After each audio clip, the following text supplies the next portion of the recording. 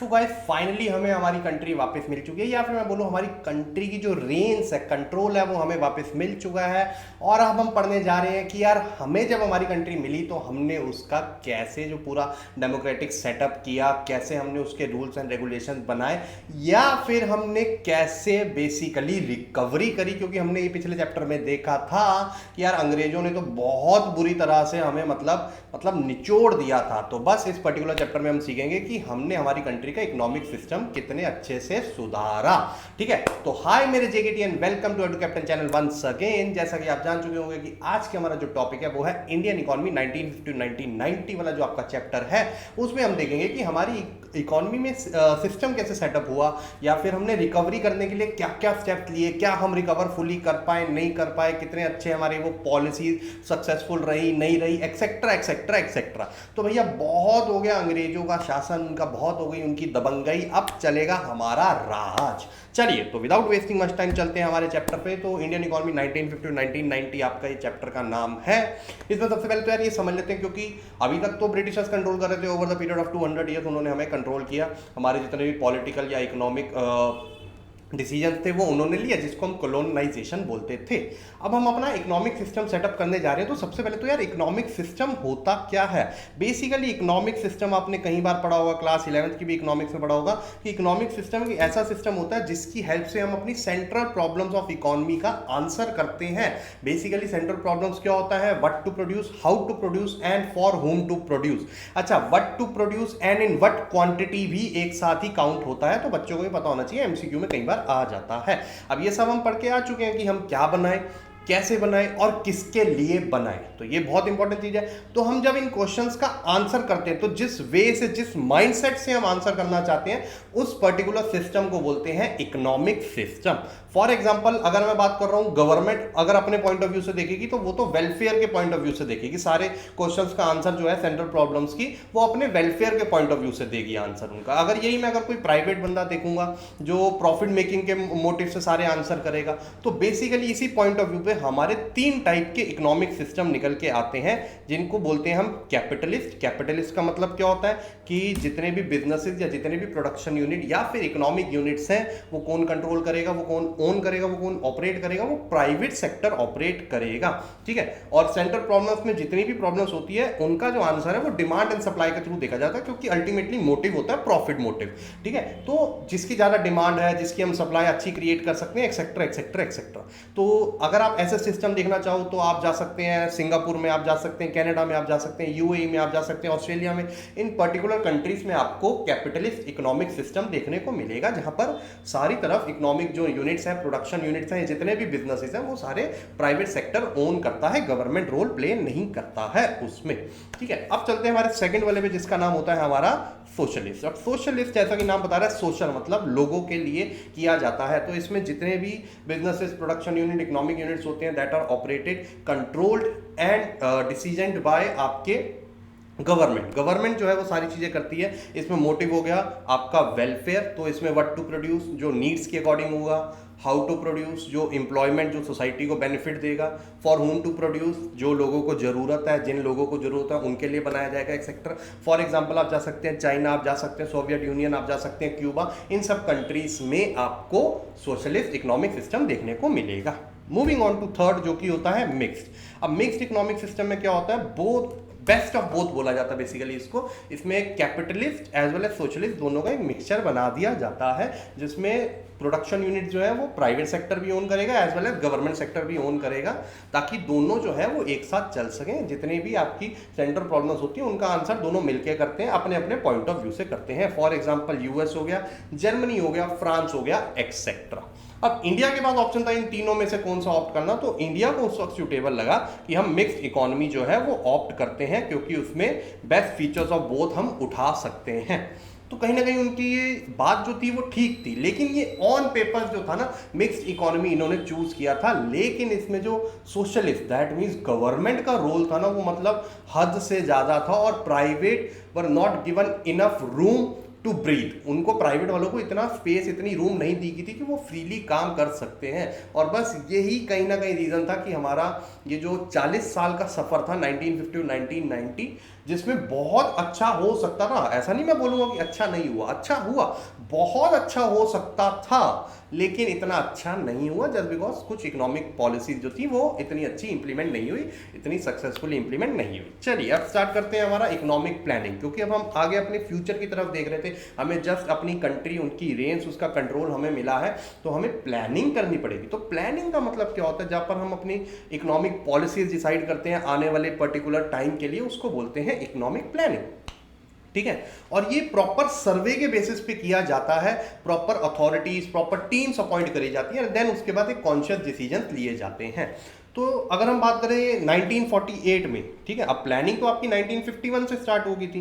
1948 में एक industrial policy resolution हुआ था, सबसे पहला resolution IPR, industrial policy resolution, जिसमें डायरेक्टिव प्रिंसिपल्स भी बने थे। ठीक है, और पब्लिक सेक्टर और प्राइवेट सेक्टर में इंडस्ट्रीज बांट दी थी। बट हमें 1948 के आईपीआर, आपको पता होना चाहिए कि पहला आईपीआर कब हुआ था, इंडस्ट्रियल पॉलिसी रेजोल्यूशन 1948। कई बच्चों को लगता है कि 1956 वाला, या नहीं अभी देखेंगे, चलो 1952 आई गेस, तो वही वाला जो है वही मेन हुआ था या वही पहला हुआ था, ऐसा नहीं है। सबसे पहले 1948 में हो चुका था। ठीक है, बट वो इतना सक्सेसफुल नहीं था, तो इसलिए दोबारा किया गया था, जो मेन वाला है, जिसमें अभी हम आकर पढ़ेंगे भी। तो बेसिकली हम बात कर रहे थे इकोनॉमिक प्लानिंग की। तो अब जैसे मैंने बोला कि प्रॉपर टीम्स बनाई जाती, तो एक प्रॉपर प्लानिंग कमीशन बनाई गई थी 1950 में, जो कि हेडेड बाय चेयरमैन, जो हेडेड बाय प्राइम मिनिस्टर होती है, मतलब उसका जो चेयरमैन होता है वो प्राइम मिनिस्टर ही होता है। और यहाँ से हमारा स्टार्ट हुआ था 1950 से 5 ईयर एरा। ठीक है जी, जो 5 ईयर प्लान्स वाला एरा होता है वो यहाँ से हमारा स्टार्ट हो गया था। लेकिन इन 5 ईयर प्लान्स वाला एरा का जो था सिस्टम, ये ज़्यादा टाइम नहीं चला, मतलब अब कंटिन्यू नहीं होता। 2015 में इसको डिसकंटिन्यू कर दिया गया था। तो 2012 से लेकर 17, ये हमारा जो 12th 5 ईयर प्लान था वो लास्ट 5 ईयर प्लान था। ये जो छोटी छोटी नॉलेज है यहाँ से आपके MCQ डेराइव हो सकते हैं, तो मेक श्योर इसको पढ़ना जरूरी है। ठीक है, तो ऐसा था हमारा सिस्टम। अब जो है ना, अब हमारा पूरा सिस्टम ही हटा दिया, प्लानिंग कमीशन हटा दिया, अब नीति आयोग उसका नाम दे दिया गया है। ठीक है जी, और उसमें अब 5 ईयर प्लान नहीं बनते, अब डिफरेंट डिफरेंट टर्म के प्लान बनते हैं। जैसे 3 ईयर एक्शन प्लान बनते हैं, देन उसके बाद 7 ईयर स्ट्रेटेजी प्लान बनते हैं, then 15 year vision document plan बनते हैं। तो 5 ईयर प्लान जो कहीं ना कहीं जो एक तरीके से आप मान सकते हैं कि बहुत ज़्यादा पुराने हो चुके थे, ऑर्थोडॉक्स हो चुके थे, ऑब्सोलीट हो चुके थे। तो अब टाइम था कि कुछ हम नया लेकर आए, और ऐसा एनडीए लेड गवर्नमेंट ने किया 2015 में। तो ये पूरा सीन होता है। अब हम पढ़ते हैं कि यार जो प्लानिंग कमीशन, अब हमें फ्यूचर, अभी प्रेजेंट का नहीं देखना, हमें अभी क्या चल रहा है क्या नहीं, बस ये छोटी सी नॉलेज आपको देने की जरूरत थी। अब चलते हैं वापस पास्ट में, हमारा फ्लैशबैक में। तो 1950 में प्लानिंग कमीशन सेटअप हुई थी, जिसने सारे प्लान बनाने थे 5 ईयर प्लान्स, और फिर हमारा 5 ईयर प्लान्स का जो एरा है वो स्टार्ट हो गया था। अब हम पढ़ते हैं कि यार ये जो 5 ईयर प्लान्स का एरा होता है ये कैसे कैसे चला। तो हमारा सबसे पहला 5 ईयर प्लान जो था वो था 1951 से 1956 में, 1951 से 1956 में, जिसका ओवरऑल ऑब्जेक्टिव क्या, एग्रीकल्चर था। क्योंकि हमने देखा था यार कि एग्रीकल्चर बहुत ज़्यादा सफ़र करा था हमारा कॉलोनियल रूल में, तो एग्रीकल्चर पे ध्यान देना बहुत जरूरी है। क्योंकि मेजर, हमने ये भी पढ़ा था ऑक्यूपेशनल सेक्टर में मेजर जो पॉपुलेशन है वो एग्रीकल्चर के ऊपर डिपेंड करती थी। तो अगर हमने इसको टाइम से ध्यान नहीं दिया होता तो हमारा काम खराब हो जाता। तो फिर हम इसी में देखेंगे कि यार इसी में फिर ग्रीन रेवोल्यूशंस की पॉलिसीज बनाई गई थी, एक्सेट्रा एक्सेट्रा एक्सेट्रा। ठीक है, उसके बाद 1956 से 61, बट आपको सारे याद करने की जरूरत नहीं है, मैं आपको बता दूं। इनफैक्ट एक भी याद करने की जरूरत नहीं है, बस हाँ थोड़े बहुत एक दो के शुरू के ऑब्जेक्टिव याद कर लीजिए, बट इतना नहीं है कि आपको इतना पूछेंगे, वो इतना नहीं होता इसमें। ठीक है, और आप देख सकते हो कि कहीं कहीं जगह ब्रेक भी आया, जैसे 66 के बाद फिर 69 स्टार्ट हुआ, फिर उसके बाद 79 के बाद 80 में स्टार्ट हुआ, फिर 90 के बाद 92 में, एंड देन उसके बाद कंटिन्यूस रहा है। तो ये ब्रेक्स क्यों आते हैं? क्योंकि मे बी शायद कंटेम्पलेट कर रहे होंगे कि सक्सेस क्यों नहीं हो रहे हैं हम, ये वो एक्सेट्रा। तो वन और दी अदर रीजंस की वजह से ब्रेक्स आए, बट हमें इतना डिटेल में जाने की जरूरत नहीं है, बस मैंने आपको आपके आइडिया के लिए दे दिया कि ऐसे ऐसे हो रहा था। और 12th जो हमारा प्लान था वो लास्ट 5 ईयर प्लान था, उसके बाद अब एक भी 5 ईयर प्लान नहीं बनता। ठीक है, और ये आपका प्लान हमारी तरफ से, एडू कैप्टन की तरफ से, ये टाइम टेबल है, जल्दी से नोट डाउन इसको कर लीजिए। अक्टूबर तक हमें सिलेबस खत्म करना है। डेली आपको आपकी एकेडमिक वीडियोस मिल रही है और आप भी इसको प्रॉपर डिसिप्लिन वे में देखें और इसी डिसिप्लिन वे को कंटिन्यू करते हुए एडू कैप्टन का ये जो एप्लीकेशन है कृपया करके इसे डाउनलोड कर लीजिए। इसमें आपको नोट्स मिलेंगे, इसमें आपको डेली प्रैक्टिस असाइनमेंट्स मिलेंगे, क्वेश्चन आंसर्स मिलेंगे, एक्सेट्रा एक्सेट्रा एक्सेट्रा। तो बहुत हेल्पफुल चीज़ है और भैया कोई भी कॉस्ट नहीं है। कहीं आप सोच रहे हो पैसा ले रहे हो, भैया नहीं है, आप जाके एक बार ट्राई तो कर लो। हम कौन सा आपकी जेब से पैसा ले लेंगे? अब जब पैसे की डिमांड आ रही हो तो आप कैंसिल कर देना, लेकिन बट ऐसा नहीं है, मैं आपको बता रहा हूँ। चलिए तो हम पढ़ते हैं कि यार जो हमारा ये जो 5 ईयर जो एरा स्टार्ट हुआ था, प्लान का एरा जो स्टार्ट हुआ था, ये कुछ गोल के ऊपर रेस्ट रहता है। मतलब कुछ गोल जो है वो कॉमन रहते हैं, ऑब्जेक्टिव अलग है, गोल अलग है। ये 4 पिलर्स बोले जाते हैं, ठीक है, इकोनॉमिक प्लानिंग के। अब ये गोल्स या फिर ये पिलर्स क्या है, ध्यान से समझिए। कभी एक मतलब ऐसा नहीं है कि चारों पे एक ही टाइम पे ध्यान दिया जाता है। एक पर्टिकुलर प्लान में किसी एक पे ज़्यादा ध्यान दिया जाएगा, बाकी सब पे कम ध्यान दिया जाएगा, तो ऐसा करके कुछ होता है। तो सबसे पहला जो हमारा 5 ईयर प्लान का जो गोल होता है वो होता है ग्रोथ। देखो ऑब्वियस सी बात है, ग्रोथ का मतलब क्या है? हमने अपनी प्रोडक्टिविटी, अपना पोटेंशियल बढ़ाना है, क्योंकि हमारी जो इकोनॉमी है उसकी जीडीपी बहुत ही कम होती जा रही थी। हमने देखा था पर कैपिटा जीडीपी 0.2 होती जा रही थी, वो बहुत ही कम थी। तो इसीलिए ग्रोथ की हमें ज़रूरत थी, जहाँ पर हम प्रोडक्शन बढ़ा सकें, प्रोडक्टिविटी बढ़ा सकें, अपना पोटेंशियल बढ़ा सकें। और ये तभी पॉसिबल था जब हम अपने ह्यूमन कैपिटल या फिर as well as physical capital दोनों को ग्रो करें। अभी ह्यूमन कैपिटल, फिजिकल कैपिटल क्या होते हैं, एक चैप्टर है ह्यूमन कैपिटल फॉर्मेशन, उसमें आप पढ़ेंगे अच्छे से, ठीक है। और ग्रोथ के इंडिकेटर्स क्या होते हैं आपके? जीडीपी होता है एंड पर कैपिटा जीडीपी, ये दो ही देखा जाता है। जीडीपी क्या होता है ये हमने नेशनल इनकम चैप्टर में अच्छे से समझ लिया है, कि market value of all the final goods and services produced in a country in a year. उसके बाद हमारा सेकंड गोल आता है जो कि होता है मॉडर्नाइजेशन। अब मॉडर्नाइजेशन देखो टाइम के साथ चलना बहुत जरूरी होता है। अगर आप टाइम के साथ नहीं चलोगे तो आप फिर मतलब बहुत पीछे रह जाओगे और फिर आगे निकल जाएगी सोसाइटी। इसलिए मॉडर्नाइजेशन लाना बड़ा जरूरी था।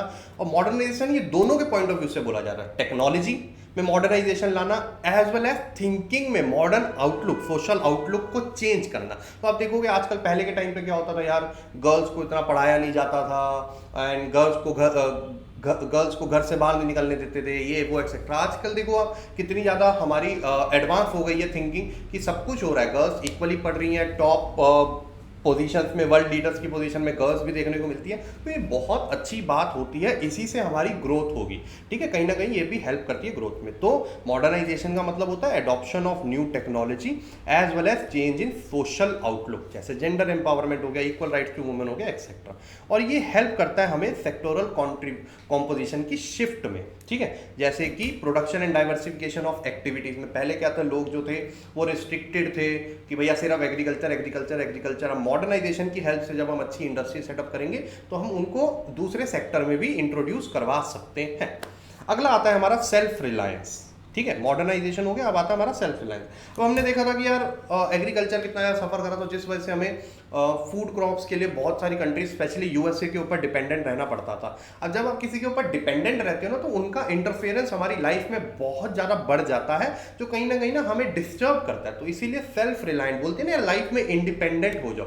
तो वैसा वाला सीन था, सेल्फ रिलायंट होने की बहुत ज़्यादा ज़रूरत थी। मतलब हमें एक्सटर्नल असिस्टेंस पे ना डिपेंडेंट होके अपने आप को इतना बना लेना है कि हमें किसी की हेल्प की जरूरत ना पड़े।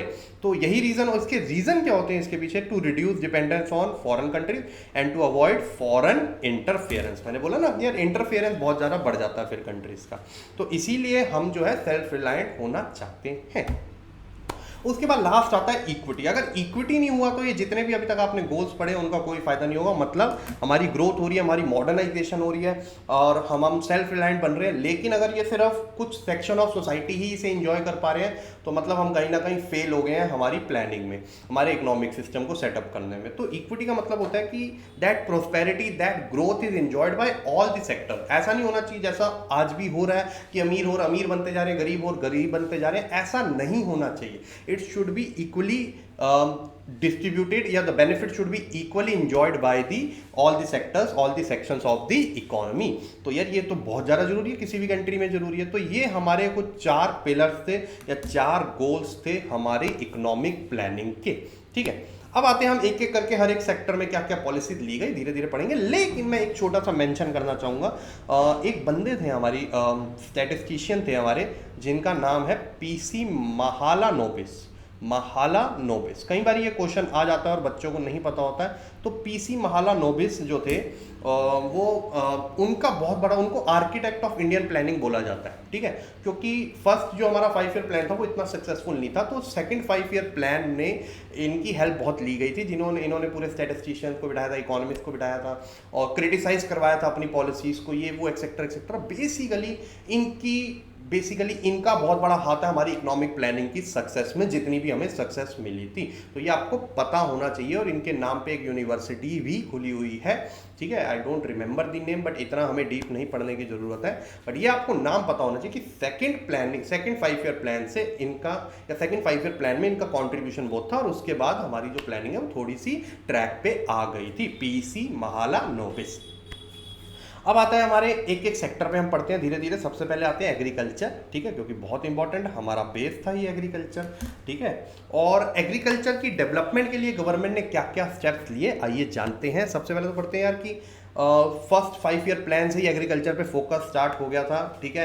जो हमारा लैंड सेटलमेंट सिस्टम था, ज़मींदारी सिस्टम, उसको हटाना था, क्योंकि जो टिलर्स थे, जो फार्मर्स थे, वो बहुत ज़्यादा एक्सप्लॉइट किए जा रहे थे, और जो हमारी प्रोडक्टिविटी थी वो बहुत कम होती जा रही थी, और हमें कहीं ना कहीं यूएस के ऊपर डिपेंडेंट करना पड़ रहा था फॉर फूड, क्योंकि हमें तो कैश क्रॉप्स ग्रो करने के लिए फोर्स किया जा रहा था, कॉटन, जूट, ये वो एक्सेट्रा। तो फूड क्रॉप्स की कमी होगी तो यूएस के ऊपर डिपेंडेंट रहना पड़ रहा था, तो ये बहुत बड़ी गलत बात थी। तो सबसे पहले तो पढ़ लेते हैं कि यार फीचर्स क्या थे हमारे एग्रीकल्चर के ड्यूरिंग 1950-1990।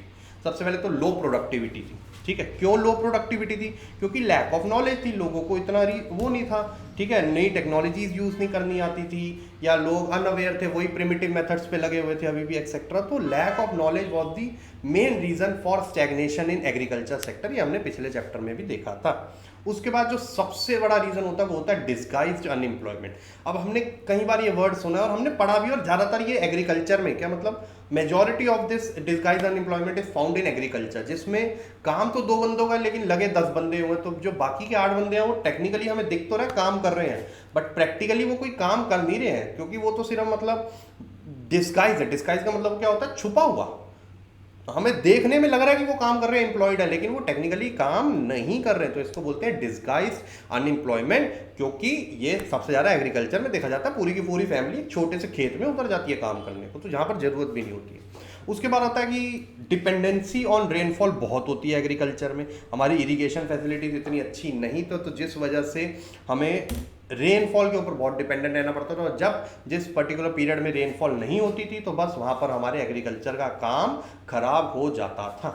उसके बाद आता है एक सब्सिस्टेंस फार्मिंग। कई फार्मर्स जो थे जिनके पास बहुत अच्छा पीस ऑफ लैंड भी था, बहुत फर्टाइल था, लेकिन वो उतना ही ग्रो करते थे जितना उनके लिए सेल्फ सफिशिएंट था।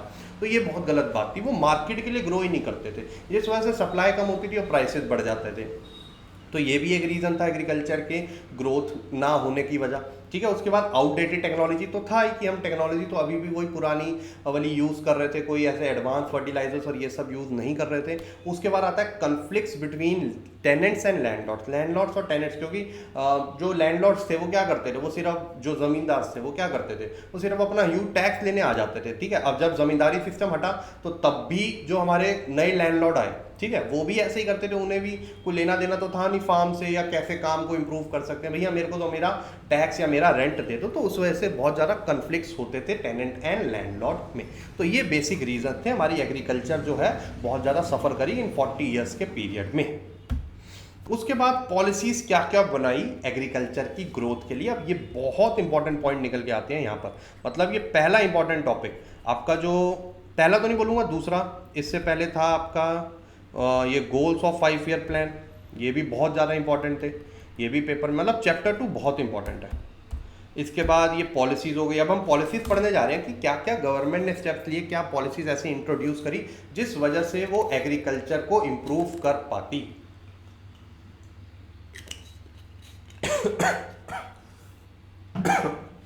सॉरी।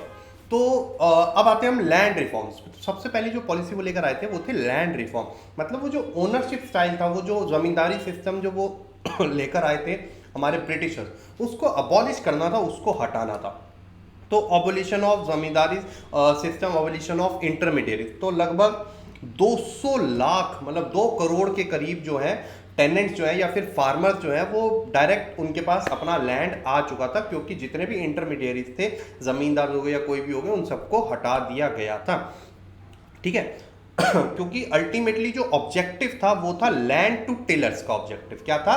लैंड टू टिलर्स की मतलब जो असली में मेहनत कर रहा है उस लैंड पे, उसको बेसिकली सबसे ज्यादा बेनिफिट होना चाहिए। बट ब्रिटिश टाइम पे तो बहुत मतलब उल्टा ही चल रहा था कि सबसे कम ही बेनिफिट उनको मिलता था, कई बार तो कुछ भी नहीं मिलता था, जिस वजह से काफ़ी सारे फार्मर्स जो हैं वो सुसाइड कर रहे थे, मर रहे थे, एक्सेट्रा एक्सेट्रा एक्सेट्रा। लेकिन गवर्नमेंट का ऑब्जेक्टिव था कि भैया लैंड जो है वो एक्चुअल टिलर्स को मिलना चाहिए जो खेतों में जाके काम करते हैं। लेकिन इस पर्टिकुलर पॉलिसी में बहुत सारे लूप होल्स जो थे वो ढूंढ लिए गए थे जमींदार के द्वारा। जैसे कि फॉर एग्जांपल कई जमींदार देखो बड़े तेज होते हैं, लोगों में दिमाग बड़ा तेज है, जब ठगी करनी हो तो अपने टेनेंट्स को हटा दिया। ठीक है जी, अपने जो फार्मर्स थे जो उनके लैंड पे, उनको हटा दिया, खुद ही गमछा वमछा पहन के, अपना बनियान बनियान धोती वोती पहन के ना एक्टिंग कर रहे हैं मिट्टी विट्टी लगा के कि भैया हम इसी लैंड के फार्मर हैं, हमारा जमींदार तो भाग गया जब उनको खबर मिली कि आप लोग आ रहे हैं। सरकार के सामने एक्टिंग करने लगे। अब सरकार को कैसे पता चलेगा देखने से कि यार कौन जो है जमींदार है, कौन या फार्मर है, टेनेंट है? तो भैया उनको लगा कि भैया यही है, चलो इसको ही दे दो ये लैंड। तो ऐसे करके भैया ये ठगी करते थे जमींदार। ठीक है, तो ये बहुत बड़ा इशू था, जिस वजह से जो लैंड रिफॉर्म सिस्टम था, अबोलिशन ऑफ इंटरमीडिएरीज, वो इतना ज़्यादा सक्सेसफुल नहीं हुआ था। फिर गवर्नमेंट दूसरी पॉलिसी लेकर आई जिसको बोलते हैं लैंड सीलिंग। ठीक है, अब लैंड सीलिंग में क्या होता है कि कई बार होता है ना यार, ऐसे बोलते हैं कि आपके भी कोई फ्रेंड होंगे, वो बोलते हैं यार गांव में तो हमारा ऐसा है कि जहां तक नजर जाती है ना वो मेरे दादाजी का लैंड है, या वो हमारी फैमिली लैंड है, या ये वो। तो गवर्नमेंट ने देखा यार कि कुछ लोगों के हाथ में ही कंसंट्रेट रह जाए सारा का सारा लैंड ओनरशिप, तो वो गलत हो जाएगा। तो इसलिए गवर्नमेंट एक लैंड सीलिंग प्रोसेस लेकर आया, जिसमें उसने बोला कि एक पर्टिकुलर बंदा जो है अपने नाम पे इतना ही लैंड जो है वो होल्ड कर सकता है, एक मैक्सिमम लिमिट है, इससे ज़्यादा वो नहीं कर सकता। ठीक है, इससे क्या होगा कि कुछ ही लोगों के हाथ में जो है वो कंसंट्रेटेड नहीं रहेगी ओनरशिप ऑफ लैंड। ठीक है, अब ये भी बहुत अच्छी पॉलिसी है यार सुनने में, और हमें लग रहा था यार कहीं स्मॉल फार्मर्स और लैंडलेस कल्टीवेटर्स को इसका बेनिफिट होगा, जो थोड़ा बहुत हुआ। लेकिन अगेन लूप होल्स ढूंढे गए इस पॉलिसी में। ठीक है, इसको चैलेंज किया गया कोर्ट में, इसको कोर्ट में चैलेंज किया गया कि ऐसे आप नहीं कर सकते, हमें फ्रीडम है इस चीज़ का, ओनरशिप का, ये वो एक्सेट्रा एक्सेट्रा। अच्छा, कोर्ट सिस्टम हम सबको पता है कि यार ये तो बहुत अपनी स्पीड में ही काम करते हैं। ठीक है, जैसे वो धमाल मूवी में था ना कि भैया बहुत धीरे धीरे चल रहा, वो ऐसे खड़े हुए थे हवा में, हमें लगा बहुत स्पीड में चल रहे हैं, लेकिन देखा नीचे तो रोड रोलर के ऊपर चल रहे थे। तो ऐसा वाला कोर्ट का सिस्टम रहता है हमारे यहाँ पर, बहुत ढीला ढीला। तो इतने में उन्होंने अपने लूप होल्स निकाल लिए कि यार जल्दी से फटाफट अपने रिश्तेदारों के नाम पे लैंड ट्रांसफर कर दिए ताकि हमारी ओनरशिप कम दिखे। अब उससे क्या होगा, नाम के लिए तो रिश्तेदारों के नाम पे कर दिया, लेकिन कंट्रोल तो सारा, पैसा तो सारा वही कमा रहे थे। तो ये बहुत ज़्यादा सफ़र करा था ये पर्टिकुलर पॉलिसी भी, लेकिन ये सक्सेसफुल रही थी सिर्फ केरला और वेस्ट बंगाल, क्योंकि वहाँ पर बहुत स्ट्रिक्टनेस दिखाई गई थी। वहाँ पर तो भैया जम के उनकी अच्छी खासी करी गई थी हालत ख़राब, जो ऐसी ऐसी हरकतें कर रहा था, तो वहाँ पर कर दिया था ये सीन। तो इसीलिए वहाँ पर लैंड सीलिंग वाला जो पॉलिसी है वो बहुत ज़्यादा सक्सेसफुल रही थी। ठीक है, उसके बाद आते हैं हमारा मेन जो होता है ग्रीन रेवोल्यूशन। मतलब ये तो थर्ड प्लान, ये भी आपको पता होना चाहिए, थर्ड 5 ईयर प्लान से स्टार्ट हुआ था। वेरी इंपॉर्टेंट है ये पर्टिकुलर टॉपिक भी, ग्रीन रेवोल्यूशन। लेकिन इस ग्रीन रेवोल्यूशन पे आने से पहले एक चीज़ हम ये जान लेते हैं कि भैया एडू कैप्टन के आपके एप्लीकेशन पे लाइव है कोर्स, जाकर देख लीजिए। जितने भी आपके अंडर ग्रेड की तैयारी होती है एंट्रेंस एग्जाम की, सब तसल्ली से बेस्ट फैकल्टी के साथ मजे के साथ करवाते हैं, जिसमें live and recorded video lectures आपको मिलते हैं, topic wise AI mock test मिलते हैं, उसके अलावा आपको हैंड रिटन फिजिकल बुक्स मिलती है, मेंटरशिप मिलती है, डाउट सॉल्विंग फैकल्टी मिलती है। ये नंबर है, जल्दी से जाके आप इस पर इंक्वायरी कर सकते हैं। और सबसे तगड़ी बात है भैया इसकी 5 डेज मनी बैक गारंटी। 5 दिन का टाइम है, आप पैसा दो, एनरोल करवाओ और सर्विसेज का बेनिफिट लो। अगर मज़ा आ रहा है तो ठीक, नहीं मज़ा आ रहा तो पैसे वापस मांग लो। और जिन्होंने पैसे नहीं मांगे आज वो हमारे एग्जाम्पल बन चुके हैं रिजल्ट्स के वे में। जैसे AIR1 CUET 2022 एडू कैप्टन का बच्चा था, IPMAT 13 24 37 एडू कैप्टन का बच्चा था, 30+ शहीद सुखदेव, 30+ SRCC, और जितने भी टॉप कॉलेजेस हैं सब में एडू कैप्टन के बच्चे जो हैं डंका बजा रहे हैं अभी भी। ठीक है, तो जल्दी से जाकर चेकआउट करो।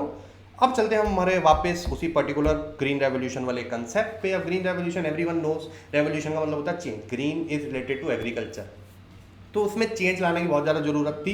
क्यों ज़रूरत थी? क्योंकि भैया आउटडेटेड टेक्नोलॉजी, प्रोडक्शन बहुत कम थी, स्टैग्नेशन आ चुकी थी एक्सेट्रा। तो क्या किया था ग्रीन रेवोल्यूशन में ऐसा जो अभी हम पढ़ने जा रहे हैं। सबसे पहले तो आउटडेटेड टेक्नोलॉजी को बाहर फेंका और नई टेक्नोलॉजी लाए। क्योंकि नई टेक्नोलॉजी से हमारी जो प्रोडक्टिविटी है वो बढ़ जाती है। ठीक है, उसके बाद हमारा जो फूड ग्रेन्स थे उनका प्रोडक्शन इंक्रीज किया गया, तभी हम सेल्फ सफिशिएंट हो पाएंगे, यूएस पे अपनी डिपेंडेंसी खत्म कर पाएंगे। और ये कैसे करा गया? HYV, high yielding variety. ठीक है, काफ़ी टाइम से हमारी जो कंट्री के साइंटिस्ट है वो एक पर्टिकुलर टाइप ऑफ सीड पे काम कर रहे थे, बट उन्हें वो एक पर्टिकुलर परफेक्ट वो नहीं मिल रहे थे उसके रिजल्ट। फिर डिफरेंट एक्सपेरिमेंटेशन के थ्रू फाइनली वो टाइम आ चुका था जब वो इनको रिलीज कर सकते थे, और फिर उन्होंने रिलीज किया acid seeds, HYV seeds, high yielding, yield होता है output, high yielding variety seeds, जिसको आप यूज करके, ठीक है, अपने आउटपुट को बहुत अच्छा कर सकते हो, मैनी फोल्ड्स इंक्रीज कर सकते हो। ठीक है, लेकिन इसके भी कुछ लिमिटेशन थे, वो क्या थे अभी हम पढ़ेंगे। 1966 खारिफ सीजन के अराउंड इंडिया ने green revolution first time adopt किया। ठीक है, और इसको दूसरे नाम से क्या जाना जाता है? मॉडर्न एग्रीकल्चर टेक्नोलॉजी अडॉप्ट करी। This strategy is also known as modern agriculture technology. अब HYV seeds were the main reason of agriculture revolution. ठीक है, और ऑर्डिनरी सीड्स के मुकाबले में these seeds need heavy doses of chemical fertilisers. ये सबसे बड़ा इसका जो था लिमिटेशन था कि फर्टिलाइजर 4 गुना, 6 गुना, 10 गुना ज़्यादा लगते थे, जिस वजह से कहीं सारे पुअर फार्मर जिनके पास ऑलरेडी पहले ही पैसा नहीं था, वो इन पर्टिकुलर सीड्स का बेनिफिट नहीं ले पा रहे थे। और शुरू में तो ये सिर्फ अमीर जो स्टेट्स होती हैं, जिनके पास फार्मर्स, जहां पर फार्मर्स रिच होते हैं, जिनके पास अच्छा खासा पैसा होता है, सिर्फ वहीं तक ये सीमित रह गया था। ठीक है, तो उसके लिए भी गवर्नमेंट ने कुछ किया था कि पूरी कंट्री में ये थ्रू आउट ग्रीन रेवोल्यूशन का बेनिफिट हो सके, तो वो भी अभी हम पढ़ेंगे थोड़े जाने में। तो हमने देखा यार फर्टिलाइजर्स जो है बहुत ज़्यादा यूज़ होते हैं इन पर्टिकुलर सीड्स में, उसके अलावा इरिगेशन फैसिलिटी बहुत अच्छी होनी चाहिए। ठीक है जी, और फाइनेंशियल रिसोर्सेज तो अच्छे होने चाहिए for purchasing fertilisers and pesticide. तो इसीलिए जो आपकी ये सक्सेस है ग्रीन रेवोल्यूशन की, 2 फेजेस में देखी गई थी। पहले फेज में mid 60s to mid 70s में सिर्फ जो है एफ्लुएंट, मतलब जो रिच स्टेट्स थी, जिनके पास अच्छा खासा पैसा था, Punjab, Andhra Pradesh, Tamil Nadu and wheat growing region जितने भी थे, उन्होंने बेनिफिट उठाया, उनको सक्सेस मिली ग्रीन रेवोल्यूशन की। फिर गवर्नमेंट की पॉलिसीज की वजह से मिड 70s 80s में ये बाकी जगह भी स्प्रेड हो गई, जब गवर्नमेंट ने सब्सिडी देना स्टार्ट किया फर्टिलाइजर्स पे, टेक्नोलॉजीज पे एक्सेट्रा।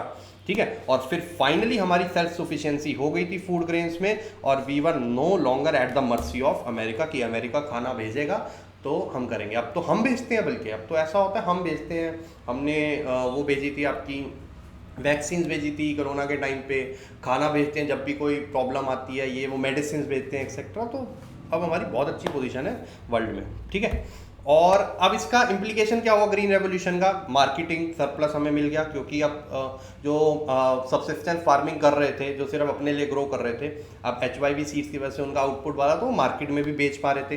ठीक है, मार्केटेड सरप्लस क्या होता है? That part of total output जो आप मार्केट में ले जाते हो बेचने के लिए। बफर स्टॉक बन गया था फूड ग्रेन्स का, तो गवर्नमेंट अपने पास, ठीक है, food corporation of India FCI अपने पास एक बफर स्टॉक बना के रखती है। जब वो क्यों बना के रखती है इनका क्रॉप्स का? ताकि जब प्राइसेस जो हैं वो अनस्टेबल हो जाएं, कि कई बार क्या होता है सप्लाई अच्छी नहीं आती है तो प्राइसेस बढ़ जाते हैं, तो फिर वो अपनी तरफ से बफर स्टॉक से सप्लाई निकाल के डालती हैं। उसके अलावा जब कोई पर्टिकुलर नेचुरल कैलेमिटी आ जाती है, अर्थक्वेक, फ्लड्स, ये वो, तो वहाँ पर भी बफर स्टॉक का यूज़ होता है फूड ग्रेन्स प्रोवाइड करवाने के लिए। और सबसे बड़ा बेनिफिट था लो इनकम ग्रुप्स जो थे, हमारे लो इनकम फार्मर्स थे, जो पुअर फार्मर्स थे, उनको इसका बेनिफिट मिला था। लेकिन इसमें रिस्क बहुत इन्वॉल्व था, क्योंकि पेस्ट बहुत इजीली इसको कैच कर लेता था, तो वो फर्टिलाइजर इसलिए बहुत ज़्यादा यूज़ करने पड़ते थे आपको, और इससे इनइक्वालिटीज़ बहुत बढ़ गई थी। ठीक है, फार्मर्स के बीच में, क्योंकि जो गरीब थे वो यूज़ नहीं कर पा रहे थे, जो अमीर थे वो बेनिफिट लिए जा रहे थे। तो अमीर की जो कॉस्ट ऑफ प्रोडक्शन जो है वो कंपैरेटिवली कम पड़ती थी, क्योंकि आउटपुट बहुत ज़्यादा आता था उससे। ठीक है, और उस वजह से पुअर फार्मर्स का प्रोडक्ट और नहीं बिकता था। तो ये भी बहुत रीज़न था कि इनइक्वालिटीज बढ़ गई थी, अमीर फार्मर और अमीर हो गया, गरीब फार्मर और गरीब हो गया था। और गवर्नमेंट ने फिर नेसेसरी स्टेप्स लिए थे ताकि ये इनइक्वालिटी को कम कर सके। वो नेसेसरी स्टेप्स में क्या था? सब्सिडीज प्रोवाइड करवाई गई थी, मतलब जो फार्मर्स अफोर्ड नहीं कर पा रहे थे टेक्नोलॉजी और ये सब, उन्हें भी बेसिकली सस्ते दामों में प्रोवाइड करवाया गया था। लेकिन कहीं जो है इसको मानते हैं कि यार सब्सिडी प्रोवाइड करवाना हमारे लिए कहीं ना कहीं गलत रहा। एक तो ये गवर्नमेंट के बजट पे, गवर्नमेंट के पर्स पे अननेसेसरी एक बर्डन क्रिएट करता है। दूसरा, जब आप किसी को सब्सिडी प्रोवाइड करवाते हो ना, तो वो ना केयरफुल यूसेज नहीं करता उस चीज़ का, केयरफुल कंजम्पशन नहीं करता, बहुत ही केयर फ्री कंजम्पशन करता है कि वेस्ट भी हो रहा है तो होने देता, कुछ ऐसे स्टेप्स नहीं लेता। तो ये भी रीज़न था। दूसरा जो था, जो अफोर्ड कर भी पा रहे थे, जैसे हमारे यहाँ पर भी क्या होता है, दिल्ली में बोल दिया ना, ऑप्शन दे दिया कि भैया सिलेंडर पे सब्सिडी या फिर बिजली पे सब्सिडी अगर आपको लेनी है तो आप अपनी तरफ से बोलो। तो जो कई लोग अफोर्ड भी कर पाते हैं वो भी आगे आके फॉर्म भर रहे हैं कि भैया हमें भी दे दो। पेंशन मिलनी होती है, जो जिनको जरूरत भी नहीं है वो भी आगे। तो ऐसे क्या होता है, जो जिनको असली में जरूरत होती है उन तक कम पहुंचता है। तो ये बहुत बड़ा रीजन है। तो मेरी एडवाइस रहेगी, ये आप लोग आने वाली जनरेशन हो तो यार ये चीज़ें कल को जाकर अवॉइड करना, ठीक है। जब आपको लगता है कि आपके पास इतना मीन्स है तो बेटर है कि वो गवर्नमेंट फैसिलिटीज़ जिनको ज़रूरत है उनको मिले, ज़्यादा बेटर है, ठीक है। अगर हम क्रिटिकल अप्रेजल करें एग्रीकल्चर डेवलपमेंट की, तो land reforms and green revolution was a success, ठीक है। लैंड रिफॉर्म इतने ही रहे थे बट ग्रीन रेवोल्यूशन अच्छा खासा सक्सेस रहा था। India became self sufficient obviously. और प्रोपोर्शन ऑफ जीडीपी कंट्रीब्यूशन जो था वो डिक्रीज हो गया था। अच्छी बात है, एग्रीकल्चर से जीडीपी कंट्रीब्यूशन डिक्रीज होगा तभी तो हम अदर जो एरियाज हैं, इंडस्ट्री एंड सर्विस सेक्टर, उसको और एनकरेज कर पाएंगे, ठीक है। तो ये बहुत अच्छा था, लेकिन पॉपुलेशन की डिपेंडेंस अभी भी कम नहीं हो रही थी, तो ये गलत था। Industrial and service sectors were unable to absorb extra people. तो इसीलिए एग्रीकल्चर से डिपेंडेंसी लोगों की खत्म नहीं हो रही थी। क्यों? क्योंकि इंडस्ट्री और सर्विस सेक्टर इतना डेवलप नहीं था कि वो एक्स्ट्रा लोगों को एम्प्लॉय कर सके जो एग्रीकल्चर से छूट के आते। तो ये क्रिटिकल अप्रेजल था हमारा एग्रीकल्चर डेवलपमेंट का, ठीक है। अब इस क्लास को यहीं पर ओवर करते हैं। आने वाली क्लासेस में हम बाकी के इंडस्ट्रियल डेवलपमेंट में क्या हुआ बहुत इंपॉर्टेंट है, उसके अलावा फॉरेन ट्रेड, फिर क्रिटिकल अप्रेजल करेंगे और फिर इस चैप्टर की समाप्ति कर देंगे पार्ट 2 में। अगर आपको ये वीडियो अच्छी लगी हुई है तो भैया please subscribe the channel, leave a comment and do like the video, ठीक है। एंड शेयर भी करो यार अपने फ्रेंड्स में। मैंने क्या बोला, दुआ भी तो काम करेगी ना आपके लिए। चलिए मिलते हैं हम आपको नेक्स्ट क्लास में, तब तक के लिए bye bye, take care and have fun.